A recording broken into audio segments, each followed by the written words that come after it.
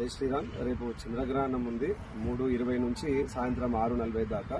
అయితే నియమాలందరికీ పాటించడం జరుగుతుందని యూట్యూబ్లో కానీ సోషల్ మీడియాలో చాలా వస్తుంది. అయితే వితండవాదం చేసే వాళ్ళు ఎవరైతే ఉన్నారో, అంటే గర్భిణీ స్త్రీలకి ముసలి వాళ్ళకి ఎక్స్క్యూజన్ అని చెప్పేసి అన్నాం కదా. ధర్మంలో అసలు మరి వాళ్ళు కూడా గర్భిణీ స్త్రీలైనా మనుషులే, ముసలి వాళ్ళైనా మనుషులే. అలాగే మిగతా వాళ్ళకైతే ఖచ్చిత నిర్ణయం, వీళ్ళకైతే కొంచెం ఎక్స్క్యూజన్ అని చాలా మంది వితండవాదం చేస్తున్నారు కదా. వాళ్ళకి ముఖ్యమైన విషయము అయితే ధర్మం ఎవరికి అంత ఈజీగా అర్థం కాదు. లోతుగా వెళ్లి సాధన చేసి దాని విషయం తెలుసుకోవాలంటే చాలా కష్టము. దానికి ఎగ్జాంపులే పూర్వము భరద్వాజ మహర్షి 100 సంవత్సరాలు తపస్సు చేస్తాడు. ఈ పరమాత్మ ఏంది, ధర్మం ఏంది, మోక్షం ఏందని. ఆయన 100 సంవత్సరాలు తపస్సు చేసి మళ్ళీ 100 సంవత్సరాలు వరం పొంది మళ్ళీ 100 సంవత్సరాలు తపస్సు చేస్తాడు. అట్లా 300 సంవత్సరాలు తపస్సు చేసి ఆ పరమాత్మ ధర్మాన్ని తాను తెలుసుకుందాం ప్రయత్నం చేస్తే ఆఖరికి భగవంతుడు ప్రత్యక్షమై ఒక పర్వతాన్ని దాని పక్కన చిన్న రాయిని పెట్టి, ఈ చిన్న రాయి ఆయన చేతికిచ్చి, నీవు ఈ 300 సంవత్సరాలు తపస్సు చేసి పొందిన జ్ఞానం ఇది. ఆ పర్వతం అనేది పరమాత్మ, మోక్షం, ధర్మ మార్గము. అది అర్థం కావడం అంటే చాలా కష్టం అని చెప్పేసి అన్నారు. పూర్వం ఒక పద్ధతిగా క్రమశిక్షణతో ఉండి భగవంతుని ఆరాధన చేసుకొని ధర్మాన్ని పట్టించుకొని సాధన చేసిన వాళ్ళకే పరమాత్మ ధర్మ సూక్ష్మం అర్థమైతలేదు, జ్ఞానం పొందలేకపోయారు.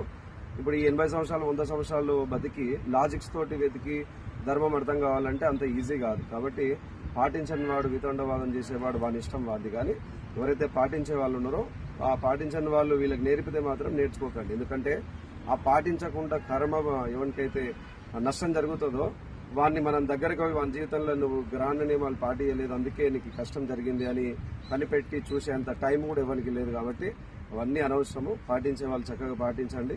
ఎవరైతే పాటించలేదో వాళ్ళ గురించి వదిలేయండి, వాళ్ళతోటి వితండవాదం దిగకండి. కానీ వాళ్ళు చెప్పి నాస్తికత్వం కలియుగంలో ఎక్కువ కాబట్టి పెద్దలు మనకి కథ అంతా ఎందుకు రా నీకు, అందులో నీతి చెప్తాము, నీకు తపస్సు ఇవన్నీ కష్టము, నీకు సారము జ్ఞానం ఇచ్చిపోతున్నాం, వాటిని వాడుకోండి, ఉపయోగించండి, మంచిగా ముందుకోండి అని అప్పయ్యారు పెద్దలు ముందే గమనించి. కాబట్టి ఆ విషయం దృష్టిలో పెట్టుకొని నియమాలు పాటియండి. బ్రాహ్మణోత్తంలో ఎవరున్నారో తెలుసు కదా. పట్టు వెడుపు స్నానాలు, అలాగే గ్రహణం పట్టినప్పుడు, గ్రహణం పెట్టినప్పుడు ఖచ్చితంగా స్నానాలు చేయాలి. జపం చేయండి. మనము జపం చేసుకుంటే మనకి ఆరా పవర్ పెరుగుతుంది. మనం ఎవరైనా భక్తులకు ఆశీర్వాదం ఇస్తే వాళ్ళకి కోరికలన్నీ కూడా నెరవేరుతాయి. కాబట్టి మామూలు జపం కన్నా గ్రహణ టైంలో చేసే జపంకి మంత్రశక్తి, ఉపాసన ఎక్కువ జరుగుతుంది. ఉపాసన జరిగిన వ్యక్తి చేతులతోటి అక్షంతలు వేసి ఆశీర్వాదం ఇస్తే సమాజానికి మేలు. కాబట్టి బ్రాహ్మణులు దీన్ని టైంపాస్ చేయకుండా మొబైల్స్ అవి ఇవి అన్ని పక్కకు పెట్టి కొంచెం ధర్మం కాపాడడం కోసమన్నా సాధన చేస్తే బాగుంటుంది. కాబట్టి వితండవాదుల దగ్గరికి పోకండి, ధర్మంగా ఉండి పాటియండి. పాటించినాక దాని ఫలితం తెలుస్తుంది. మనం వచ్చిందని కూడా ఫలితాన్ని ప్రచారం చేసుకోవాల్సిన పని లేదు. ఉపయోగం పొందితే చాలు. ఇది దృష్టిలో పెట్టుకోండి. ఈ వీడియో అందరికీ పంపించడం కన్నా ఈ విషయం మీ సొంత నోటి నుంచి సాటి హిందువులకు కూడా చెప్తే బాగుంటుంది. జై శ్రీరామ్.